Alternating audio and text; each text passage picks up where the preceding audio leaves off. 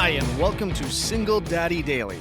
I'm Evan DeMarco here with my great friend Drew Manning, and you guessed it, we are single dads. I've got a 5-year-old daughter, and Drew's got 2 daughters, 9 and 7. How do we juggle the responsibilities of raising our kids, co-parenting, working, and even dating? Season 1 of the Single Daddy Daily podcast is the honest and complicated journey of 2 guys navigating the waters of single parenthood. Join me, I'm Drew, and Evan in a raw look at what it takes to balance a successful career, dating, and most importantly, being a present parent. Together or with guests, we're going to tackle many of the difficult topics that so many of us parents face. On this show, we are coming at you with stories, interviews, and more to discuss a topic that affects almost half of all people who get married and have kids: what it's like to be a single parent. All right, y'all. So this week's episode, you do not want to miss. Do not want to miss. We are talking about sex after divorce. All the ins, outs, ups, downs, goods, bads, uglies, everything about sex after divorce, what it's like, how to navigate those waters, because it's a sensitive topic for a lot of people, but it's something that is eventually, hopefully, going to happen after divorce. And how do you deal with it? Maybe we'll share a couple, stories of some good learning experiences of what we've been through. But once again, we're super excited you guys are tuning in to the podcast. And, here's the thing. When you've been married to someone for X amount of years, you're used to having sex with that person. You get very comfortable. Yep. You know them really well, and you're super comfortable in that setting, right? After so many years. Going out there now, there's all these we get inside of our heads a lot. Yeah. Right? Of like, okay, I got to be this porn star for this person, and they're probably expecting me, and if they're not, then if I'm not that for them, then what will they think of me, right? All these stories go into your head and can cause performance anxiety, right? Absolutely. And it happens. So we're going to be talking about what we've learned through the years, and what we can share with you guys. Yeah. So, Evan, I'm going to have you, because you mentioned before this year, like, I could get vulnerable about this one. So I'm going to let you swing the bat first. Get started. Pun intended. Yes. And you're right, Drew. This is one of those vulnerable aspects, right? Yeah. You have been with someone for an extended period of time. You are comfortable with that one, and then you go out, you're re-released into the wild. Yeah. Now you're single. And what is that like? Because the reality is, unless you were only married for a year, the dating scene from when you were single before you got married and the dating scene now is completely different. Now it's Bumble and it's Tinder and it's Farmer's Daughter or whatever app that's out there.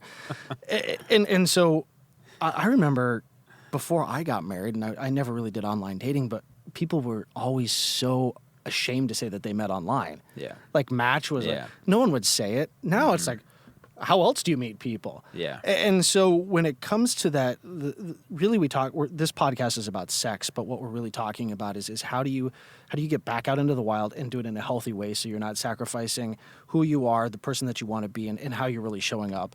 And sex is a big part of that, because the expectations are so high. It's, how am I going to perform? What am I going to look like? Am I going to stack up to the next guy or the next girl? Yeah. And also, there is a real problem with sex after divorce becoming an addiction. Yeah. And people will utilize sex a lot after divorce as kind of a Band-Aid for so many other issues. And what we see is a lot of people will either jump back into the long-term committed relationship, get married without really dealing with their stuff, or they just go from one person to the next. And so that pathological need for sexual connection really becomes a problem post-divorce. And so how do we recognize those patterns? How do we stop those patterns? And how do we engage in healthy sex after divorce? At some point, we're definitely going to have someone with much better credentials on the podcast than the two of us. So this is 2 guys really talking about sex post-divorce. I can tell you this. I was one of those people that utilized that as a Band-Aid. Yeah. And I'll be honest, to a certain extent, I still do. It really has become, for me, a distraction from the trials of life, from the hardships of my life, from really dealing even in a lot of ways with my divorce. And so I have yet to really form meaningful, decent relationships post-divorce because of that. Yeah. That's hard for me to admit. That really is, because I've always wanted to. I've always, kind of got out of my divorce, went through the whole process, and thought, I really want to do this again. Yeah. I do kind of still believe in marriage. I believe in that kind of happily ever after with the work that goes into it. I also fundamentally believe that love is a verb. And what I didn't have prior to my divorce was this understanding that love meant I have to show up and do the work every single day. It's more than just saying I love you. It's an actionable state. It's I'm exhausted. I'm tired. I've had a horrible day, but all I want to do, just so that you know, is show you that I love you in some capacity. Fatherhood has taught me that. I have yet to translate that to my single life. Yeah. And so that has left me kind of in a pattern of shall we say, meaningless sexual relations. And I apologize to any of the people that are listening to this that might fall into that category. It's not you, it's me. But that's the truth, is that as much as we try to engage someone in that idea of being in a healthy relationship, if you're not ready for it, then it becomes a problem. And for me, it really has been a problem. Yeah. So, if you've tuned into any of the previous podcasts, you heard my hemorrhoid story. That was just one. They weren't all like that, but That's good. it's at the end of the day, if we're not willing to engage in healthy adult relationships, then it's just a distraction from the work that we need to do. And so I really throw that out as a challenge to everybody listening to this, is really look at your sexual life, really look at what you're utilizing sex for post-divorce, or even if you're just in any period of your life, and say, is this a hindrance to my growth, or is this helping my growth? Yeah. Well, first of all, thank you for sharing that, because I know it's not easy to talk about what the issues you are dealing with, like the issues that you have, but being aware that you have them is a first very important step, because some people aren't aware that they have a problem, right? But I think we as humans, we self-medicate all the time, right? To fill that void, to escape our reality in a sense, and we do that through sex, alcohol, drugs, food, you name it. There's a million ways to self-medicate, and I think sex can be one of those things for sure. From my perspective, just for our audience listening, like I grew up thinking sex was a bad, evil thing. Unless you were married, and only when you were married was when it was supposed to be used, right? So I grew up with this paradigm of bad, bad, bad, and then all of a sudden I'm married. Okay, next day, now it's a good thing, So my whole... That's wholly freaking confusing. It really is. Like, that's a head trip if there ever was one. Yeah, but that's kind of what religion, the power that it has over people, and I get kind of why they do that. Like, hey, stay as far away from the edge as possible. Because if we, I get why they do that. But at the same time, from an outside perspective, it sounds crazy. And it is crazy if you think about it, because sex is never a bad thing. Like, it's not, sorry about that. Let me say that again. Sex is an amazing blessing that we have. Like, everybody in this world, like, it's the most amazing feeling, right, that we could probably experience as humans, right? It's our perception of it that is either good or bad, right? Our perception of how it goes down and who it's with is what we come up with, right? But for me, or for the audience listening, some people might not be ready for sex for a long period of time. For me, I really wasn't like, okay, I'm divorced, the next day I want to have sex with someone, because I know all the ramifications that come with it, all the emotions that are tied into it. I knew that I would have to deal with that, and I wasn't ready for that. So for me, I chose not to go down that path of like just willing to sleep with whoever, as long as they were okay with me not calling them the next day. Because I knew that there's an emotional attachment with sex, right, for a lot of people. Absolutely. I think the key is to be open and communicative about your expectations and their expectations before you go into it. Because I think what happens is a lot of people become deceitful about it. Like, what can I do to sleep with this person? And then, satisfy them for a little bit, but then be on my way, which is what I think a lot of people end up doing, is because they don't know how to communicate that just yet with that person. And I think if you're going into it with the intention of, hey, my intentions are pure, the energy is good, like my Costa Rica story. So I shared this a couple episodes back of when I went to Costa Rica, had an amazing experience with a wonderful, beautiful woman, and it was something I needed at the time. But did I go out and do that every single weekend? No, because for me personally, I knew that I wouldn't be fulfilled if I did that every single weekend with a new person, right? But that was for me, and that's my journey, and that's my story, and that's kind of where I'm at today, where, I've had some awkward sexual experiences after my divorce, and like performance anxiety is a real thing, and I've never experienced that before. And I think all the men listening out there's nothing wrong with you. I just think there's a lot more to it than just popping a pill, and it's a lot about reconnecting with who you really are. Absolutely. Obviously, there's some health and physical things that factor in, but there's an emotional component to sex. Oh, absolutely. And I think if you're not in a good place emotionally, things happen inside our bodies, and maybe we can have a professional on talking about this, of how that affects us physically, how the emotional affects the physical.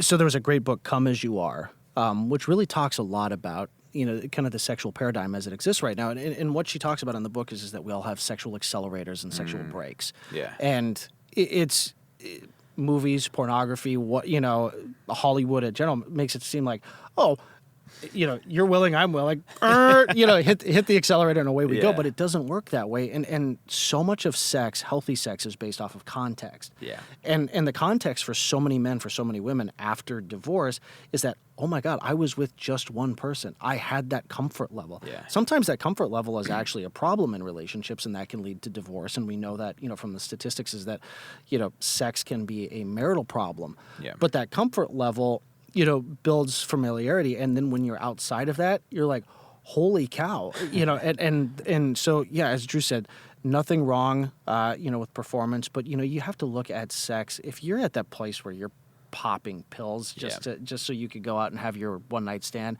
that's a real issue. And we need to really address healthy sexual behavior post-divorce. Yeah. And that's not just using condoms. That's, what kind of behavior are you engaging in? Your Costa Rica thing is great. You find the right energy. But when we ultimately start looking for self-sabotaging situations in sex, then that becomes a problem. And I think it just comes down to your intention, whether your intention behind wanting to have sex with someone versus wanting to have a drink versus wanting to have some type of sugar or some type of something that's we are using as a vice to self-medicate, right? Just thoughtfully responding instead of reacting to the situation, because the animalistic part of us wants to react in certain situations, whether it's with violence or sexual, feelings.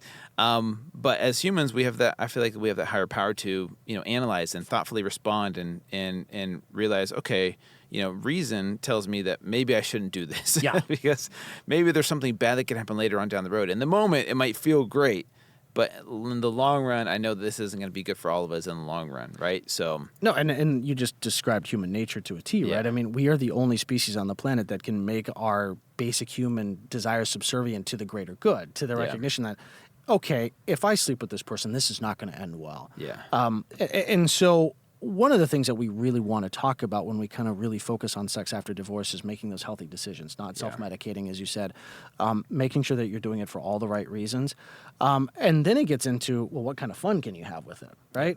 Are you a 50 Shades of Grey type of person? Do you have a safe word? And this becomes the reinvention of your sex life post-divorce, because you get to take all of that experience that came out of your marriage and then apply that. What do you really like? What do you not like? What do you want to experiment with? Yeah. And that's where it kind of gets fun. Yeah. And I've had that experience as well, where you basically to say, that's always something I was really interested in. Let's go down that road. We talk a lot about like the multi-orgasmic life. We talk about, S&M. We talk about so many different things that seem to have permeated the sexual culture and become more mainstream. 50 Shades of Grey is a perfect example. I'll be the first to say I read all 3 books. I'm even more ashamed to say I saw all 3 movies, and that's 6 hours of my life I'm never going to get back. I think, quite frankly, that Christian Grey is a narcissistic ass bag, but that really brought this whole concept of S&M to the forefront of the conversation, and I know so many women are like, "That's the greatest book ever written." I'm like, probably should read a little bit more. Yeah, but. It really brings up a great conversation, and I'm excited to actually have a sex therapist, definitely some women participants in this conversation. The dynamic has changed, right? It's no longer, it's not the way that it was 20 years ago. Oh yeah, 100%. And I think the biggest thing is being able to communicate and talk about this, because that's the problem. Is sex is a taboo topic in our society because we're afraid to talk about it. Our parents never talked about it, so we just didn't think it existed. And then all of a sudden, it's like, well, this pornography has kind of shown me how to do it and educating me where, there was no education before. So like, and now here we are, we're like, okay, that's probably not the best, healthiest relationship of how to have sex. Yeah. So, what's the best way to do it? And I think communication is optimal. And you have people like Sex with Emily who maybe we'll have on one day, but like being able to have that narrative of talking and in specifics without feeling uncomfortable about what you like, what your expectations are, what they like, what their expectations are. And then you can have a healthy relationship with that other person versus, this taboo topic that no one talks about. Yeah. I mean, it's the more you can talk about it, the better off you'll be with yourself and with the person that you're with, in my opinion. Yeah, and so if you're dating after divorce, I definitely wouldn't rush into anything. If something feels off or wrong, I feel like if two people go into a situation and for one of them it feels wrong or one person has to convince the other person or manipulate them, one of them's going to wake up the next morning like not liking with what regrets. just happened with regrets. So I feel like if both people are on the same wavelength, the same page, and be able to talk about it openly and it feels right in the moment for them, then cool. Versus one person having to convince the other person like, hey, we should, like pressuring them to do it. There's going to be some regrets the next day, 100%. Sex is not a used car. You should not have to sell someone on it. Like, it's like, I want this that. or no, I don't. It's, it's not a 1985 Ford Focus. And then that becomes the basis for a healthy sexual foundation, right? Because then you can go wherever you want as long as people are like, that's what I'm on board for.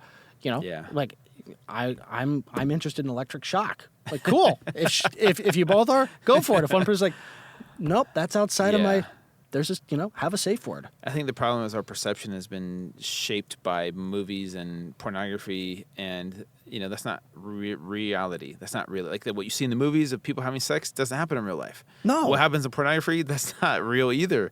So it's like, who are we going to learn from? How are we going to learn to shift our perception of what a healthy sexual relationship should be? It's up to us to kind of design that narrative, hopefully by talking about it in a more mature way, I guess. Did you see the movie? I think it was called Don John, and it was. Is it Scarlett Johansson in that? Yeah. Yes. And, oh my gosh, perfect example. Yeah, okay. Yes. And it's it's Joseph Gordon-Levitt, I believe, is the main character in that, and he's a guy, like a typical Jersey Shore Guido who's got a porn addiction. So not only is he actively out having sex on a consistent basis with random women, but then after he's had sex with them, he's going and basically masturbating on the couch to porn because his whole life has been predicated around pornography. And so every single woman that he brings back to his house can't live up to like, she doesn't do anal, and like I can't get 3 circus midgets and a clown into the room with it. And so when our expectations are built on something that's unrealistic, then there becomes that letdown. And so we are seeing, I still believe pornography is one of the fastest growing addictions in America. It is. And if that's the case, which it is, people's expectations of sex are so unrealistic, and then you're going to have a serious mismatch. And so this is a challenge to all of the men out there, is if that's become your expectation of sex, whether that was in your marriage or post-marriage or divorce or into your dating life, is you're going to have a rude awakening when it comes to the fact that very few people actually have that kind of sex life. And the ones that do, those aren't healthy sexual relationships. Yeah. Yeah, and speaking from firsthand experience, obviously I've opened up and talked about my story of being addicted to porn in my marriage, but hiding it. It did affect my sex life, where I could still have sex and have an okay time, but there was something more intriguing about the pornography, kind of like in the movie, of like that was the I was searching for that high of what's going to give me more and more excitement, and it was like you search for these things, these unrealistic expectations that are framed from these pornographic movies. And so here's the thing. Here's where I'm at with pornography. Let me just be totally honest and clear with everyone. Is my perception of pornography is this today. It is what it is. It's neither bad nor good. It can be bad if your perception of it is bad. And I think where it is bad and unhealthy is you take teenage kids who have never talked to a girl in their life, and they have access to unlimited videos of pornography, and they watch that for hours and hours on end every weekend or every night that they go to sleep. And that's all the sex that they encounter their whole life. They have no idea how to please a woman in real life. And even when they do, it's not as pleasurable as when they watch pornography. And so that's where I think it can be very unhealthy and very bad thing for sure. Absolutely. But where I'm at today, here I am, a single guy. I could watch it whenever I want to. But the fact that I don't give it power like it used to have over me of being this forbidden fruit, I choose not to do it. Like I just, it's not fulfilling to me. Yeah. So it's like, yeah, it's cool.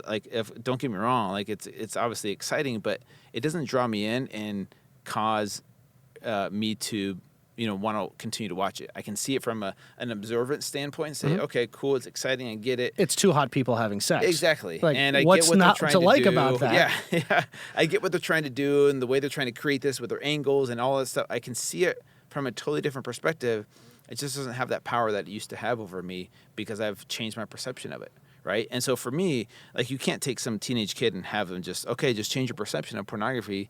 You got to find ways to talk about those uncomfortable things. If you're a parent and you have teenage kids, you're going to be talking to them about pornography. They're going to be watching it whether you believe it or not. Oh, absolutely.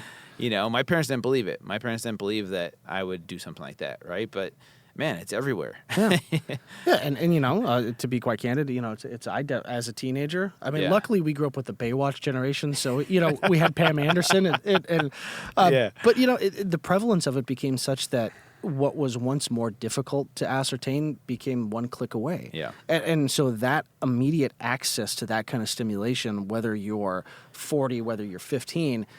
Is going to have an impact. And so absolutely. And one of the things that I would love to have on this podcast is someone who could, whether you're a divorced parent or, you're happily married, is how do you have that conversation with your kids, your son, even your daughter? There's a growing epidemic of women who are saying that they're addicted to pornography. Yep. And so it's a fascinating conversation, right? How do we draw that line between what is natural, feels good, looks good, and what we know is really unhealthy.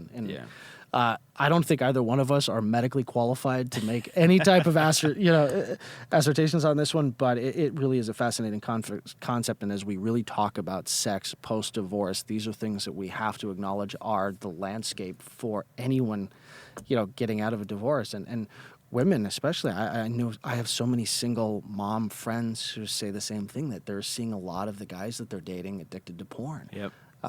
That's kind of a travesty. Yeah, I think that's a topic we talk about separately, just pornography addiction, how to deal with it from the guy or the person addicted to it and the person that is in love with someone that is addicted to porn. Yeah. Two different angles of that I think would be really powerful because it is something so prevalent, but we don't know how to talk about it as a society because it's so sensitive where if a guy brings it up, they're instantly, belittled and criticized, like what's wrong with you? Like in that movie with Don John, when he tells Scarlett Johansson, she's like, what the hell's wrong with you? Like, she freaks out. Yeah, exactly. And that's a lot of women's reactions because it comes from a place of fear and insecurity. And maybe we could talk about that more in depth of how to navigate those waters. But absolutely. So I think that's a great show topic, and we definitely need to add that. Now, here's something interesting. I don't know if you have a lot of single, mom friends or I do. But I always get asked, what should I look for in a guy when I go back out and start dating? Do you have any advice for?